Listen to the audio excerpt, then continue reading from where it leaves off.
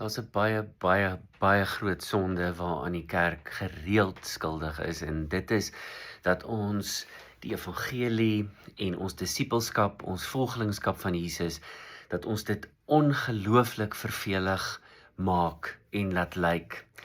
Nou vra ek jou, gaan enige jong mens opgewonde wees oor Jesus of sy mission of die kerk as ons aanhou om dit te doen? Ek is skuldig daaraan. Ek is so baie keer in my kop, ek probeer my geloof in ons kerklewe en hoe ons reageer op wat in die wêreld gebeur. Ek probeer dit so rasionaliseer en so uitdink en whatever. En ek dink in die proses is dit ongelooflik vervelig vir van ons jong mense. Wat soek ons eintlik almal?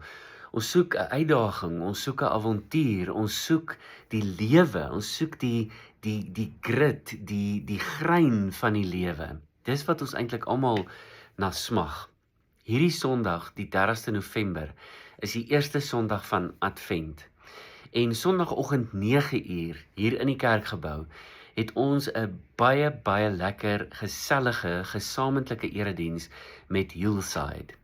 Ek wil jou uitnooi na dit toe. Die tema van die oggend se boodskap gaan wees oor die Jesus avontuur.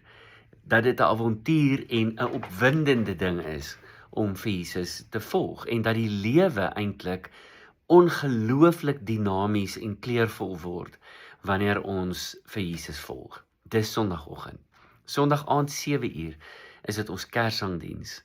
Jy is ook genooi soontoe. Bring asseblief jou vriende en familie saam, Sondag aand 7uur, en na die tyd gaan ons in die kerksaal vrugteslaai en roomys eet. Kom asseblief, bring jou mense, Sondagoggend 9uur, Jesus avontuur, en Sondag aand 7uur is ons Kersangdiens. Sien jou daar.